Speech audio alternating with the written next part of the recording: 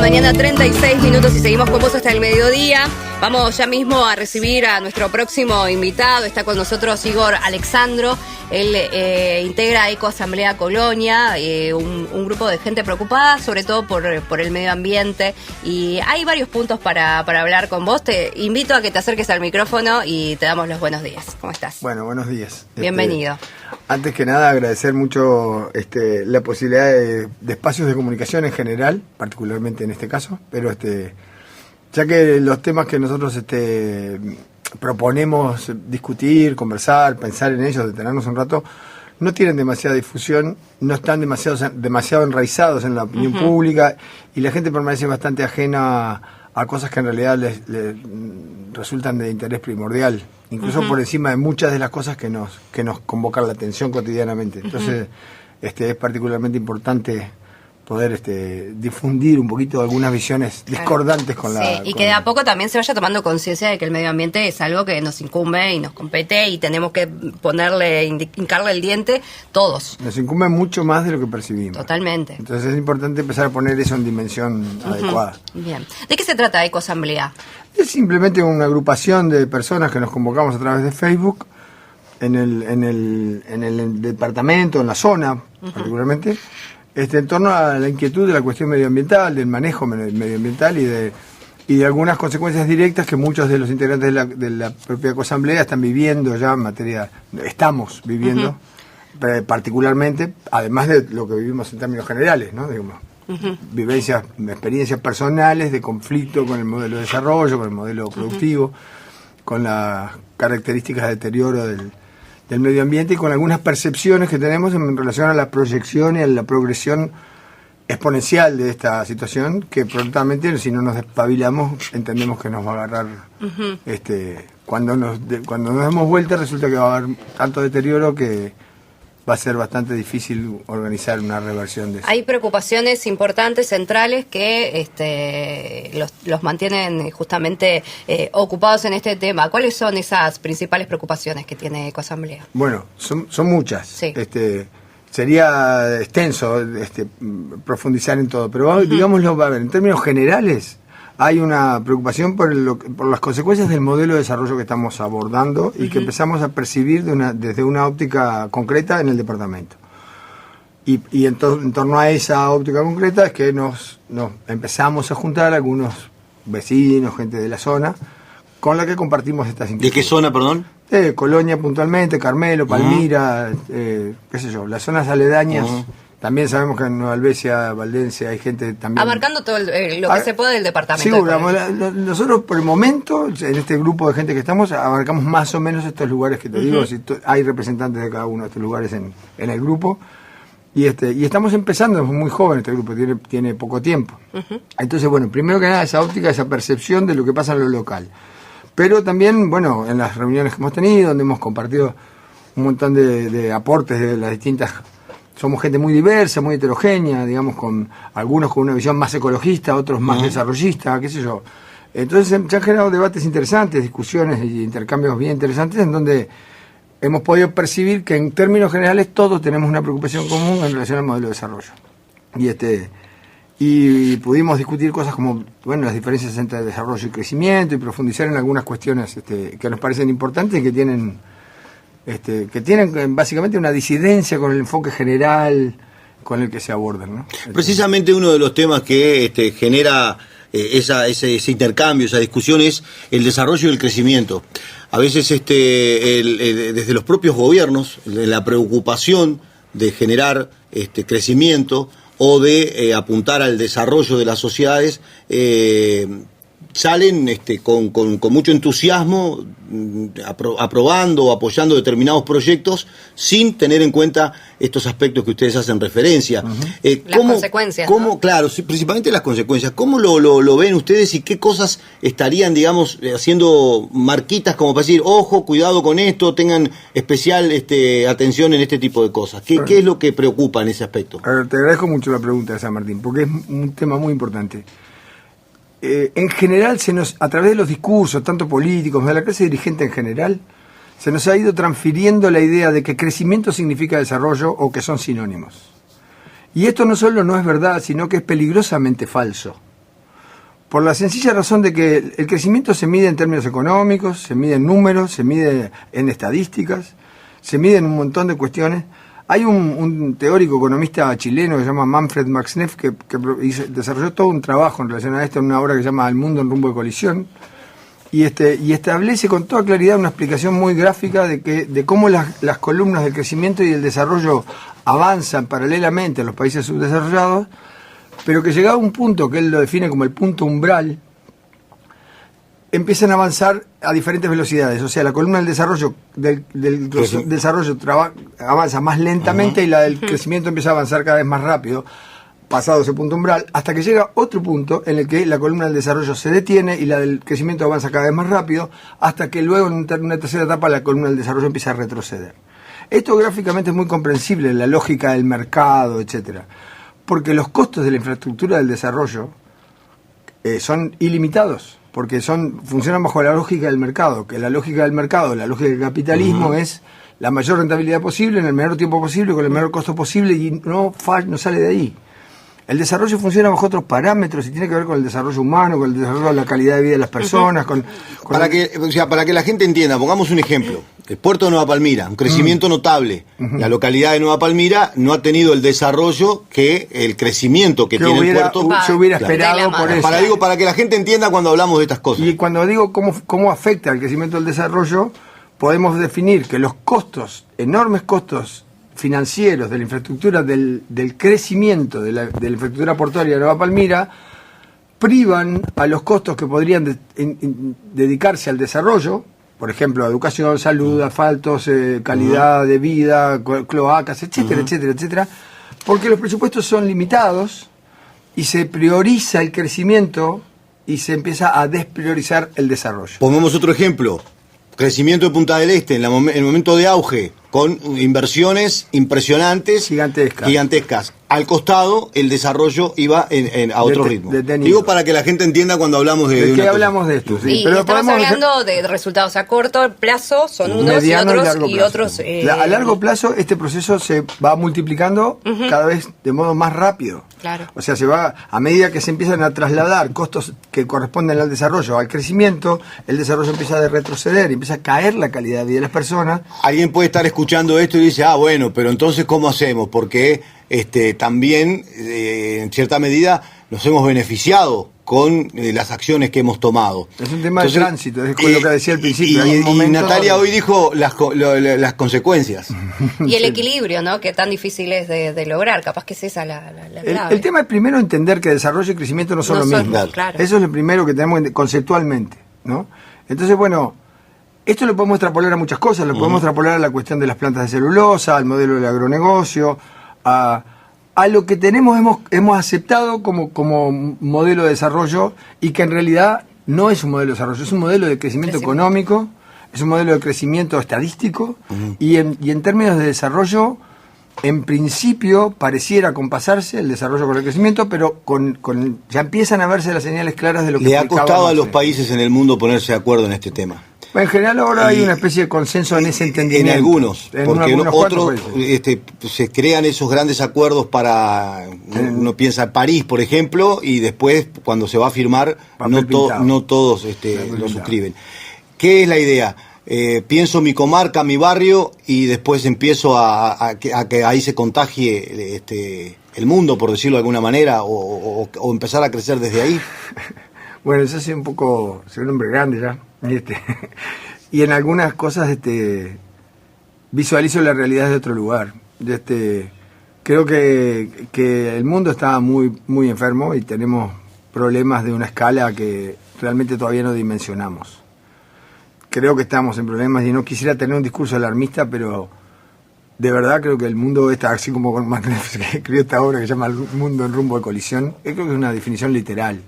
O sea, vivimos un tiempo en el que si la humanidad no toma alternativas muy serias de transformación, nos vamos a enfrentar a un futuro muy difícil en no mucho tiempo. No me animo a definir, porque hay diferencias de los que estudian esto. Claro. Digo, particularmente me he dedicado a estudiar este asunto bastante, pero he leído a unos y a otros y a otros y a otros y he juntado mucha información y no hay un consenso de plazos y de procesos. Lo que sí hay es un consenso en relación a como un montón de factores de crisis que visualizamos compartimentadamente, o sea, nosotros pensamos en la crisis financiera, en la crisis del petróleo, en la crisis climática, y no relacionamos la interacción y la retroalimentación de todos estos fenómenos que multiplican en forma exponencial en una progresión geométrica los procesos de aceleración en la línea de tiempo y la gravedad de las consecuencias. Entonces, cuando hablamos de problemas medioambientales, ya no estamos hablando de un grupo de personas que quieren los pajaritos y que le gustan las plantitas y toda esa visión romántica y hasta estupidista con la que han pretendido vestir a la ecología, que hoy se define claramente como una postura ideológica, filosófica y política en el escenario de la sociedad en la que vivimos. Pero se le ha pretendido bajar a ese estatus, minimizar, despreciar, ¿no? Si hoy en realidad las propias temáticas, la propia realidad va poniendo las cosas en otro terreno, y además la forma de poder sostener un discurso serio en relación a esto es mantener un nivel de argumentación y de conocimiento que nos permita avanzar seriamente en la instrumentación de ciertas políticas de contención, de amortiguación. Pero francamente no hay señales en la clase dirigente a escala mundial de cambio de rumbo. Se habla mucho de cambiar el rumbo, hay muchísimas manifestaciones de intención de eso, pero en los hechos no hay cambios de rumbo. Yo podría mostrarles muchísima información que demuestra claramente que las cosas están peor hoy que ayer y estarán peor mañana, porque lo indica esa línea gráfica con toda claridad, y es la misma gráfica con la que analizamos una estadística política, una encuesta de opinión. Es el mismo sistema, con más un fundamento científico si se quiere, pero establece los mismos parámetros que dan solidez a lo que estoy diciendo. O sea, este discurso no es simpático, a nadie le gusta escuchar lo que yo estoy diciendo en este momento, y por eso me parece tan difícil para nosotros comunicar estas cuestiones, porque no traemos buenas noticias. Hablamos de cosas que están en peligro de verdad, y se trata de que el peligro que corren los ecosistemas es el peligro que corre nuestra propia vida. Es el peligro que corre la vida misma. Y hay una especie de guerra desatada que es difícil de visualizar conceptualmente entre nuestro modelo de desarrollo, nuestro modo de ver cómo gestionamos nuestra vida, nuestros niveles de consumo, etcétera, etcétera, y la vida misma. Esta especie de guerra obliga a que tomemos partido. O sea, porque lo vamos a tomar de todas maneras. Por omisión estaremos tomando partido. Y por acción también. Entonces, no hay modo de no estar de alguno de los dos lados de esta confrontación que estamos viviendo. Y nosotros particularmente hemos elegido, por antipático que sea, estar del lado de defender la vida. Y esto implica defender cosas que también nos introducen en el escenario político, nos introducen en el escenario de las decisiones estructurales que la clase dirigente toma en todos los ámbitos. Por eso estamos tan vinculados a organizaciones sociales, por eso buscamos organizarnos en Colonia para poder empezar a dar de alguna manera algún tipo de respuesta.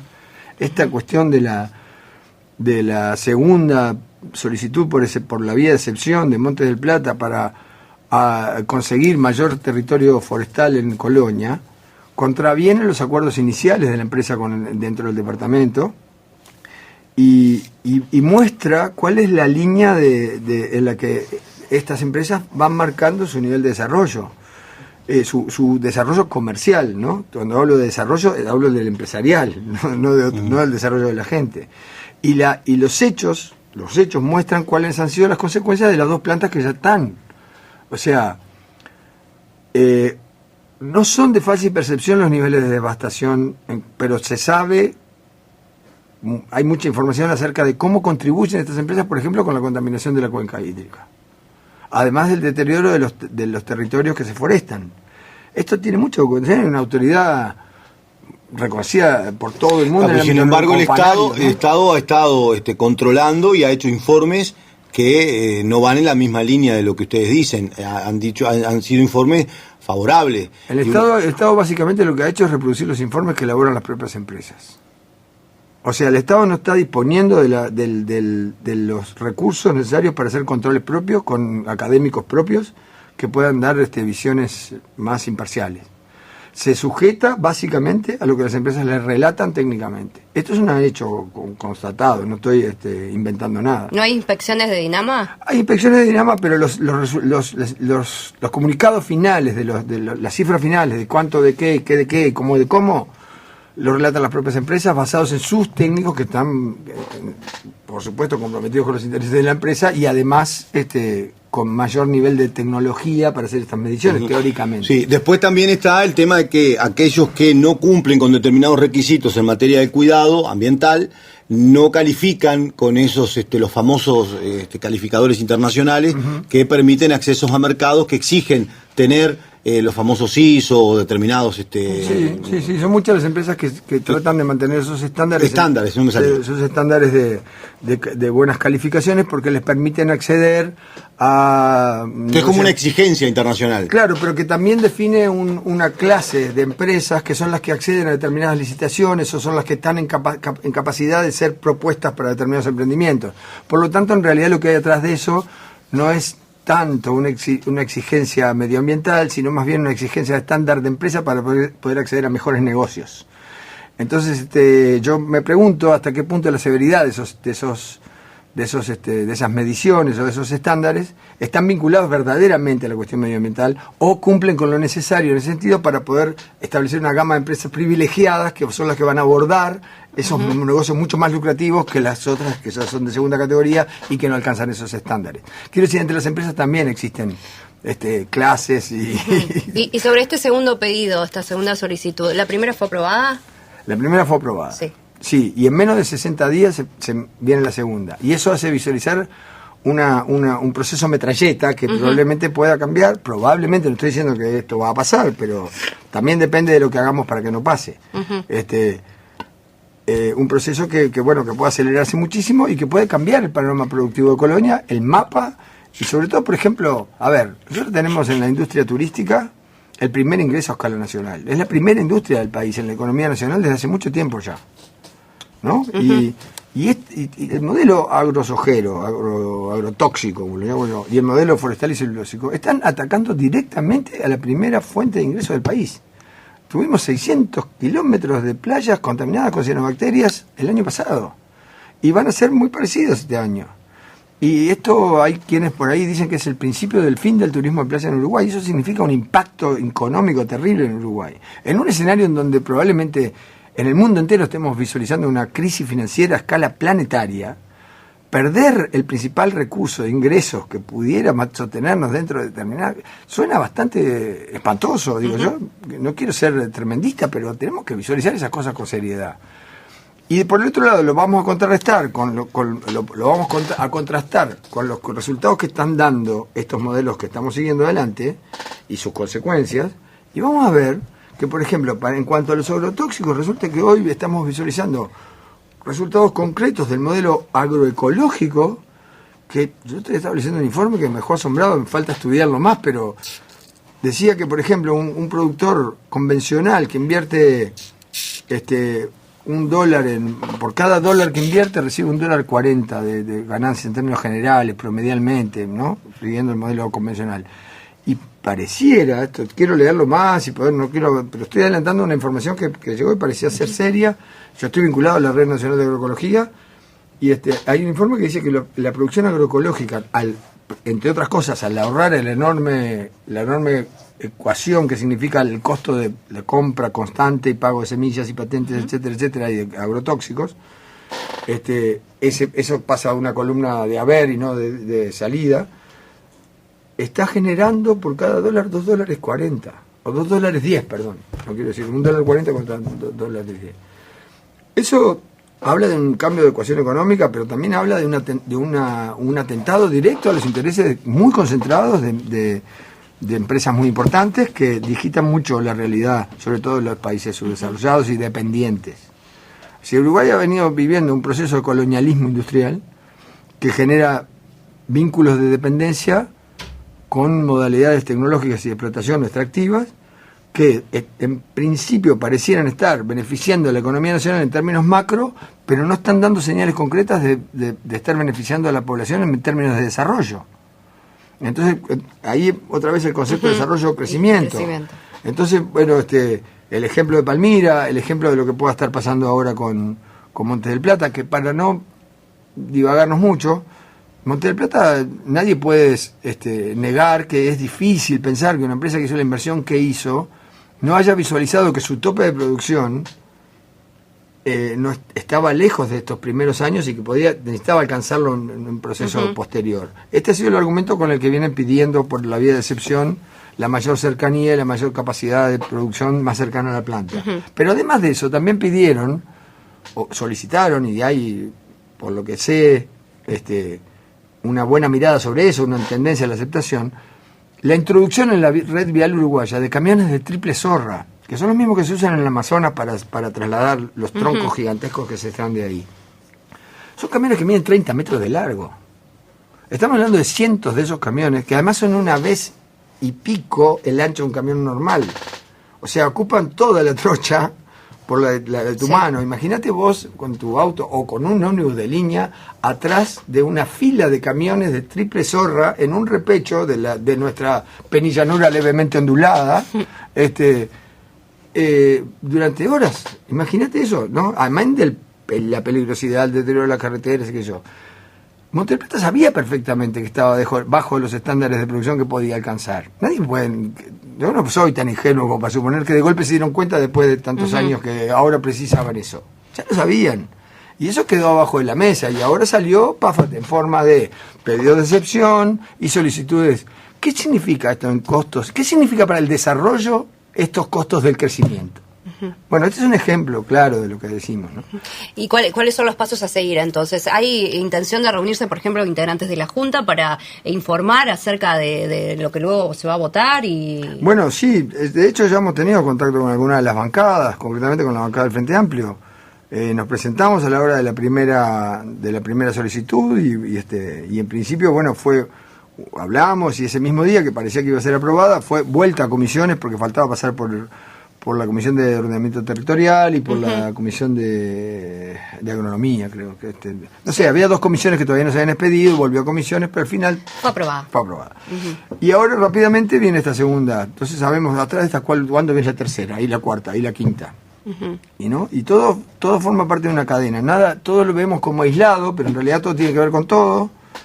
Y el modelo de desarrollo se manifiesta en estas cosas. Y nosotros tenemos cierta capacidad de acción como población para tratar de incidir en la definición de ciertas políticas que le pongan límite, algún tipo de freno a este avance tan peligroso del deterioro del medio ambiente.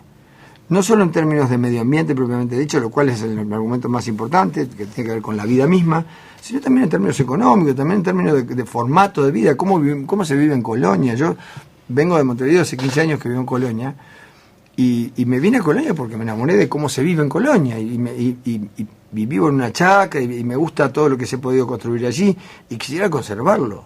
No solo desde el punto de vista de lo personal. Digo, como lo quiero conservar, yo lo quiero conservar muchísima gente que que ha venido buscando estas cosas, y Colonia supo darlas. Está en peligro el formato. Ver a Colonia llena de eucaliptus por todos lados y las playas verdes todo el año, y sabiendo que ya tenemos el 100% de la cuenca hídrica contaminada, y ver el mal uso de agrotóxicos en todo el modelo de producción de soja, son cosas que te erizan la piel y que realmente uno puede ver la mortandad de peces, está todo documentado. Es hacer como que no pasa nada. Bueno, el verano pasado ya vivimos la situación de las algas. Terrible. De no poder disfrutar de nuestra playa, nuestras costas. Como pintura verde en el agua, pero no es la primera vez que la vemos. El año pasado fue tremendo, más. Fue una cosa muchísima. Sí. Y ojo, debemos decir con seriedad que tampoco es solo del Uruguay. Claro. O sea, tenemos todo el arrastre de la cuenca del Uruguay, que viene también del lado de Argentina, Paraguay, donde hay una intensísima explotación de este tipo con una enorme cantidad de vertidos de venenos al agua. Nosotros tenemos nuestra cuota aparte. Yo creo que la lucha tiene que ser por ponerle freno al modelo en la región por completo. Pero hoy en Uruguay solamente tenemos agua buena, de buena calidad, en las nacientes de los ríos. Porque a partir de determinados plazos de cursar y empezar a recibir los aportes pluviales de lo que es la cuenca, esas caudales de agua empiezan a tener niveles de contaminación muy serios. Y esto está pasando en el 100% de la cuenca hídrica. Y ahora tenemos esta tercera planta que viene a plantarse en el Río Negro, que es un lugar muy mal lugar en relación a este fenómeno, y se habla de una cuarta. Y en realidad pareciera que hay 7 plantas planificadas. Entonces la dimensión de esto empieza a tomar... ¿Nuestro país puede tolerar 7 plantas? Yo creo que no puede tolerar ni siquiera las que ya tiene. O sea que todas las demás, las que ya tienen ya son malas, y las que vienen, sí, mucho menos en ese número, son un verdadero disparate. Pero esto, yo no soy un científico, no tengo las calificaciones académicas para poder fundamentarlo con la plenitud. Lo que me he tomado el trabajo de averiguar un poco nada más. Pero hay opiniones de gente muy, muy reconocida en el mundo entero en relación al disparate del modelo, ¿no? Están por publicar una investigación que en el mes de diciembre se darían a conocer con resultados un poco alarmantes, me comentabas.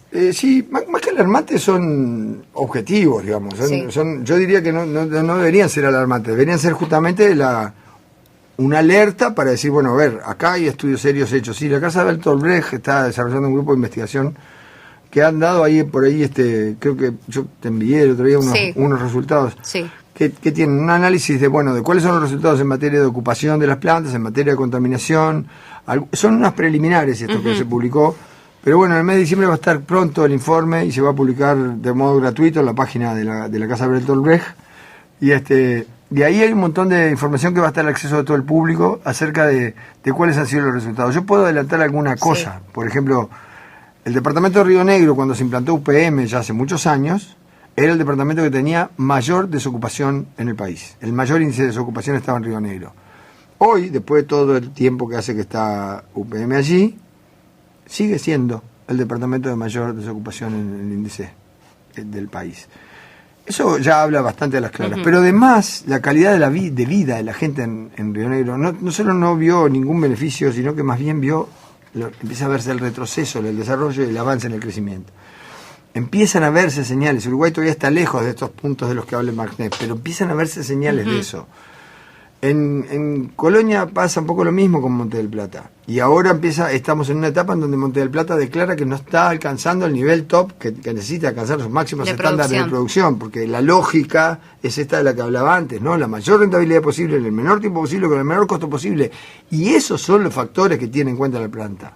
Lo demás es todo merchandising en la opinión pública y lobby político. Básicamente la lógica con la que funcionan las empresas es esa. Esos son sus funcionamientos, su modo de ver las cosas. Entonces, claro, avanzan sobre, por ejemplo, que yo me acuerdo cuando se estaban por implantar en Conchillas, por allá se reunieron con la gente de la escuela, regalaron unas computadoras, hicieron cositas. La idea es vender una imagen muy simpática, pero al mismo tiempo se comieron una multa que fue ridícula por arrasar 350 hectáreas de monte nativo por error, porque resulta que la geolocalización le dio que eso era que había que hacerlo, pero no, después que lo hicieron ya estaba. Entonces, creo que una multa de $50.000 lo perdido, ¿no? No se recupera nunca más. Entonces, son las cosas que de alguna forma le van dando sustento a lo que digo. Y en los hechos, hoy por hoy, en la planta de Conchillas trabajan 115 trabajadores nacionales, de los 600 y pico que hay. El resto son todos extranjeros. Y hay mucho trabajo tercerizado, que tampoco es de buena calidad, o sea, no se ha generado trabajo. Porque una de las formas de defender es las fuentes de trabajo y todo lo que implica. Lo que sí pasó es que, por ejemplo, a lo largo de la construcción de la planta, durante mucho tiempo se ocupó mucha mano de obra, y eso, por supuesto, que lo celebramos, que la gente pueda tener trabajo. Nadie quiere que no tenga trabajo la gente. El tema es para el servicio de qué, porque qué pasa después con eso, ¿no? Entonces, porque si la misma gente se ocupa en algo que después las consecuencias termina generando consecuencias positivas y que aporta al desarrollo, además de aportar al crecimiento, bueno, acá vamos a aplaudir todos, pero después también tenemos que visualizar los procesos de conservación que son necesarios empezar a tener en cuenta para plantearnos el desarrollo y el crecimiento. Porque si rifamos los recursos naturales, tarde o temprano, más antes de lo que pensamos tal vez, no tengamos más recursos que extraer y tengamos un nivel de contaminación y deterioro medioambiental que, bueno, nosotros que estamos grandes probablemente ya no nos perjudique de la misma forma que a los jóvenes que están hoy empezando a tratar de construir su vida como lo hicimos nosotros. En general, ¿ves que hay conciencia por parte de la población de querer asumir estas responsabilidades que tenemos frente al medio ambiente y demás, o tenés una visión un tanto negativa de...? No, digo, creo que en general no tenemos no tenemos no hemos abordado el asunto con la seriedad necesaria y no hay difusión de estos enfoques. Entonces, por lo tanto, la gente está sobre todo desinformada. No creo que la gente sea indiferente una vez que se informa y que empieza a saber que en realidad estas cosas son reales y que no se trata de que son serias, que no se trata de un montón de loquitos que andan ahí hablando tonterías, sino que estamos hablando de cosas serias y que de verdad están pasando.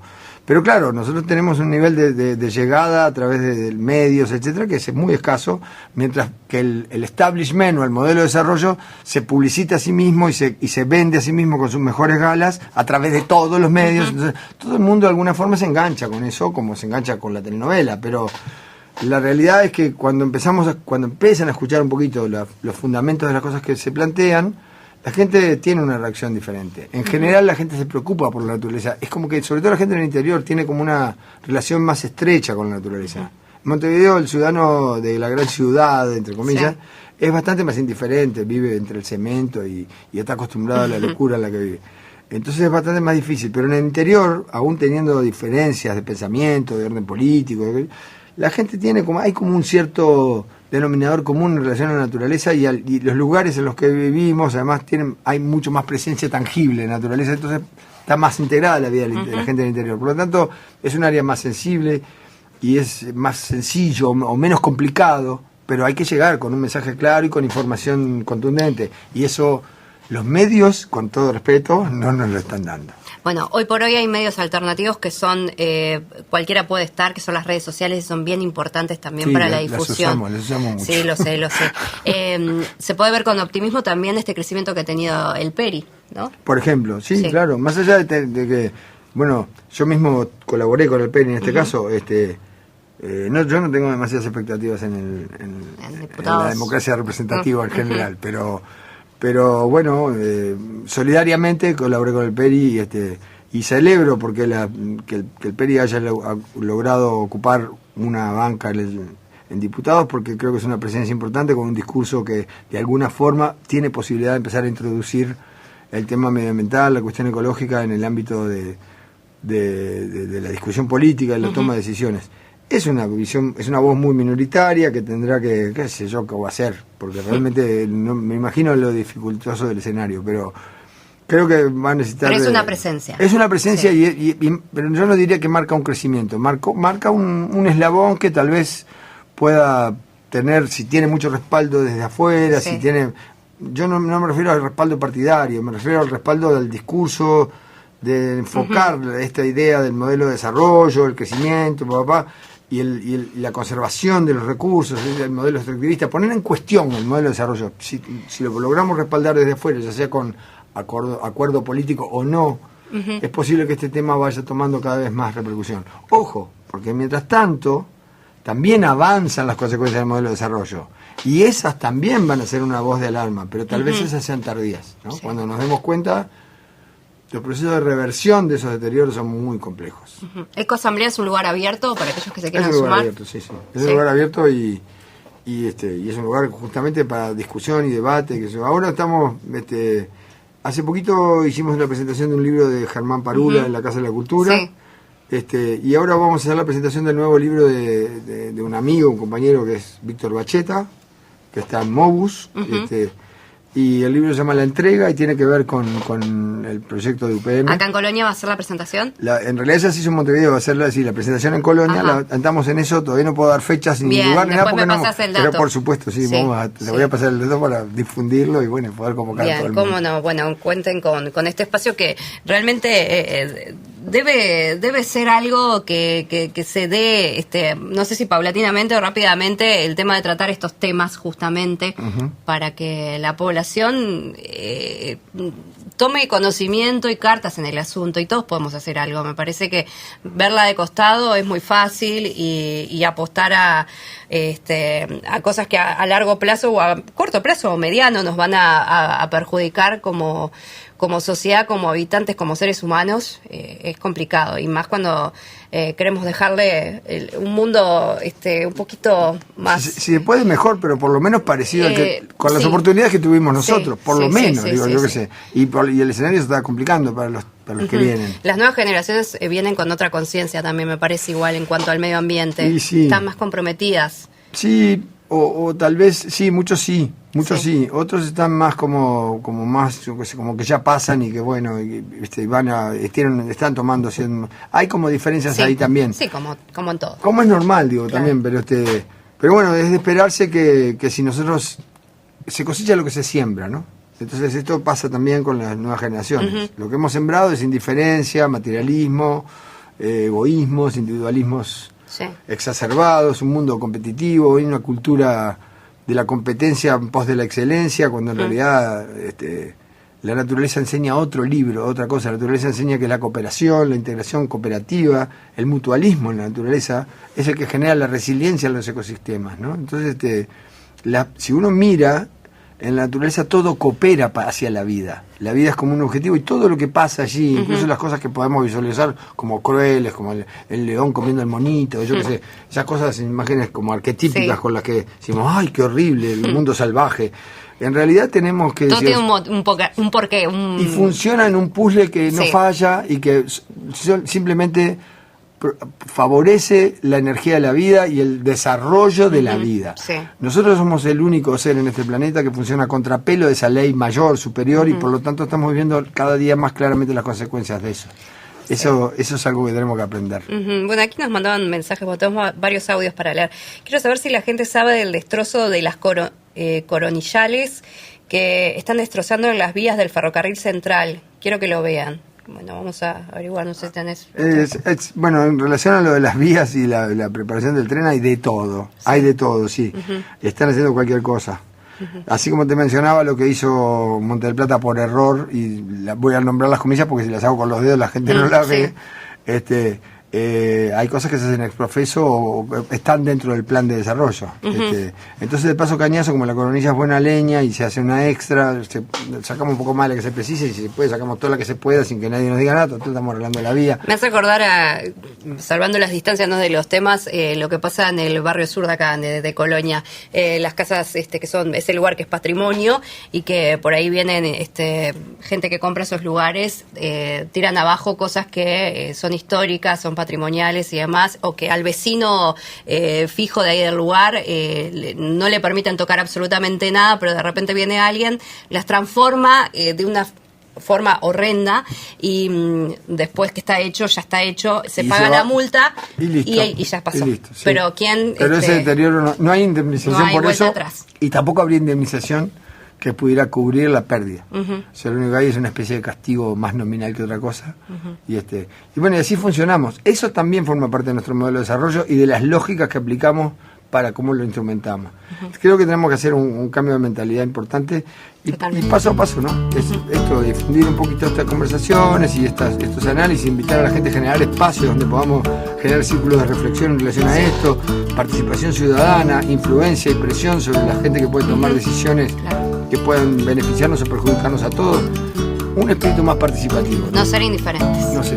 Muchas gracias, Igor. Bueno, muchísimas gracias a vos, Natalia. De verdad, muchas gracias. Es muy importante poder contar con algunos medios que estén interesados en difundir estos temas y abordarlos con seriedad y con profundidad. Muchas gracias, Igor. Vamos a la pausa.